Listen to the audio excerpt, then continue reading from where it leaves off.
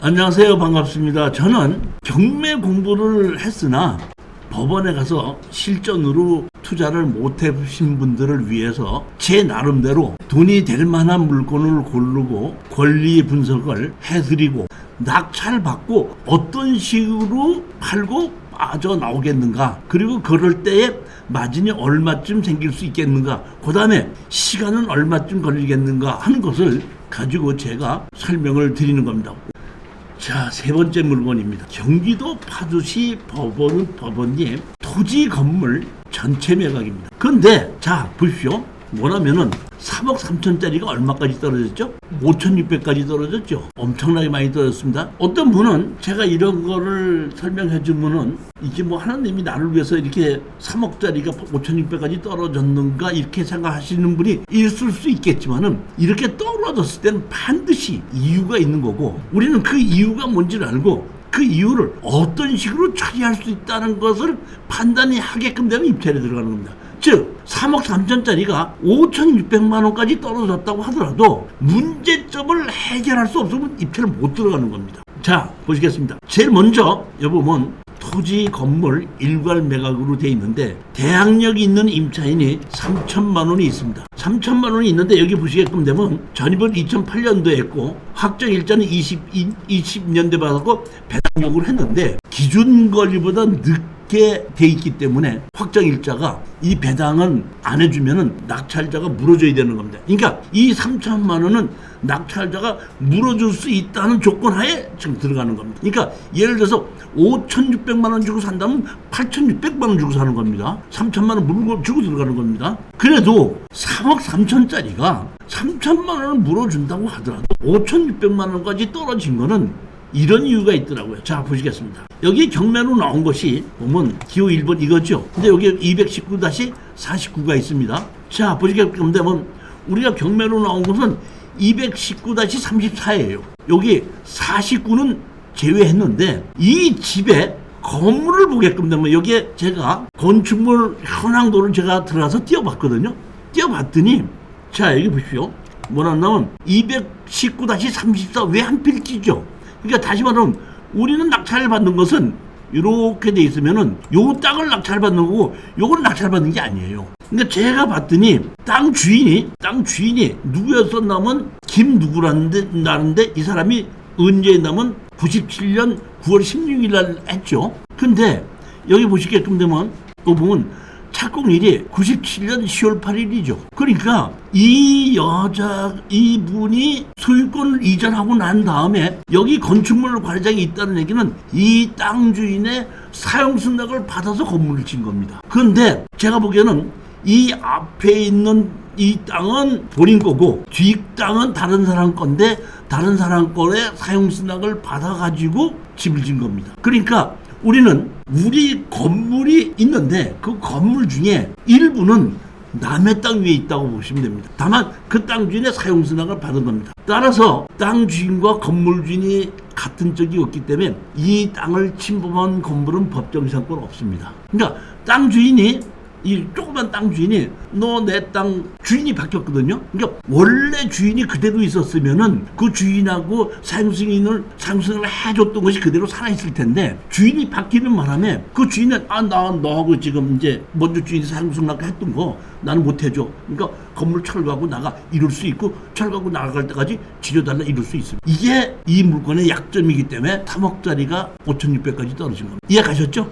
자, 그런데 여기 보시면 정확하게 보면은 여기 일직선으로 자르면 이렇게 돼갖고 요 건물이 요 땅으로 좀 넘어간 것 같기는 한데 실질적으로 감정평가사가 한 거는 안 넘어갔어요. 그러니까 다시 말하면 어떤 땅이든지 건물을 지려면은 건폐율과 용적률을 적용하게끔 되는데 뒷땅까지 합친 걸 가지고 건폐율과 용적률이 정해졌는데 어떻게 보면 배치도를 그릴 때는 넘어갔는데 실질적으로는 안 넘어갔을 수도 있고 넘어갔을 수도 있습니다.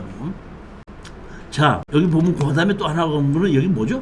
위반 건축물이 이렇게 돼 있죠. 위반 건축물을 그러게 되면 이 밑에 무엇을 위반을 했다는 것이 써져 있게끔 되는데 여기에 위반 건축물로는 돼 있는데 써져 있는 건 없습니다. 자 보십시오. 뭐라고 했죠? 주택 1층 백리 창고 증축으로 신규 작성. 2000년도에 보면은 증축을 했다 이런 뜻입니다. 그 다음에 그 밖에 기재사항 보면 구대장 법원의 증축허가에서 2000년 착공 2008년 5월 10일 사용허가. 그런데 원래는 여기에 증축허가가 있는 것이 아니라 뭐뭐뭐뭐 위법을 했음 해야 되는데, 제가 보기에는 여기에 있는 이 위반 건축물은 여기에 증축허가 받은 거를 넘어서 한 것이 아닌가 싶은 생각이 들어요. 자 그러면 먼저 사람이 위반을 했어도 우리는 그거를 사면은 그 먼저 사람이 위반한 걸 우리는 또 안는 겁니다. 그러니까 거기에 대한 이행강제금을 우리는 물어야 되는 겁니다. 물어야 되는데, 자 보십시오. 건축법 시행령 115조 이행강제금의 감경. 다시 말하면 위반 건축물의 이행강제금이 나오는데, 이러이러한 경우에는 이 이행강제금을 감정해준다. 언제? 보십시오. 법 80조 제2항 2호에서 대통령으로 정하는 경우란 다음 각 어느 하나에 해당하는 경우를 말한다. 위반 행위 후 소유권이 변경된 경우. 다시 말하면 먼저 사람이 지인 사람이 위반하고 그대로 했을 때는 예를 들어서 제곱미터당 뭐 5만 원이다 이런 이행강제금이 있는데, 그것이 다른 사람으로 바뀌었을 때는 감정해준다 이런 뜻입니다. 보면 그 다음에 이제 위반 면적이 30제곱미터 미만인 경우, 제일 먼저 제가 판단하기에는 이거는 이렇게 생각해야 될 것 같아요. 입찰에 들어갈 때 먼저 가기 전에 여기 파주시에 가서 건축가에다 전화를 해서 여기 위반 건축물이라고 되어 있는데 위반 건축물이 된 게 뭡니까? 그 다음에 위반한 거에 대해서 이행강제금이 얼마나 옵니까? 그 다음에 이행강제금 미납된 게 얼마입니까? 즉 이 얘기는 뭐 이행강제금이 100만 원씩 나왔는데 만약에 3년치를 안 냈다 그러면 낙찰자가 3년치 다 떠안는 겁니다. 무슨 얘기인지 이해 가셨죠? 그렇기 때문에 이행강제금이 만약에 나왔으면 얼마가 나왔는지, 밀린 게 있는지 없는지 그거부터 먼저 알아보시고, 그 다음에 두 번째는 여기에 건물을 제가 보기에는 건축물 관리장에 의해서 보게끔 되면 여기에 이 49번지를 사용 승인을 받은 걸로 보입니다. 사용 승인을 받은 걸로 보기 때문에 여기에 제가 보기에는 우리는 낙찰 받고 그대로 있고 49번지에서 철거하고 지려내달라고 소장이 들어오면은 현황 증명을 하고, 만약에 집을 1m락도 잘라야 된다면 자를 수도 있다는 걸 각오를 해야 되는 겁니다. 그 각오는 하셔야 되고, 그렇게 하는 조건으로 입찰에 들어가면 되는 거고, 그 다음에 또 하나는 사실 이럴 수는 있습니다. 여기 보시게끔 되면은, 자 보시면 이것도 저는 의심을 합니다. 여기 3천만 원이 있죠. 대항력이 있죠. 그러니까 제가 아까 3천만 원을 낙찰자가 물어줘야 된다고 그랬죠. 자, 근데 등기부 등본을 보면은 광명 제1새마을금고에서 1억 1,200을 담보로 잡았죠. 그럼 광명 제1금고에서 이거를 대출해 줄 때 여기 세입자 있는 거를 알고 빌려줬어요? 모르고 빌려줬어요? 저는 그렇기 때문에 이것도 일반적으로 이거 안 빌려주는 게 맞는데, 이게 빌려줬다는 것도 이거는 여기에 광명 제일 낙찰 받게끔 되면 광명 제일 새마을금고에 가서 대출해 줄 때 여기 저입자 무상전입자 있는 거냐 아니냐를 확인해서, 확인이 되면 3천만 원 안 물어줘도 되고 안 나온다면 물어줘야 된다고 이렇게 판단하면 됩니다. 문제는 핵심적인 얘기는 여기에 보시면 땅 주인이 지금 이 사람이잖아요. 49번지가 이 사람인데 지금 누구로 바뀌었죠? 심누구로 바뀌었지 않습니까? 이분하고 한번 소송으로 다투실 생각은 해야 되고, 우리는 지료를 줘야 되는 걸로 버티는 겁니다. 소송에서 진다고 하면은 집이 실제로 측량을 해서 제가 넘어간 것으로 보게끔 되면 한 어떻게 하면 안 넘어갔을 수도 있고 어떻게 해서 넘어갔을 수도 있고, 저는 그렇게 보는 겁니다. 현황 측량을 해봐서 안 되면 조립식 집이다 보니까 잘라서 옮겨야 되는 거는 맞습니다.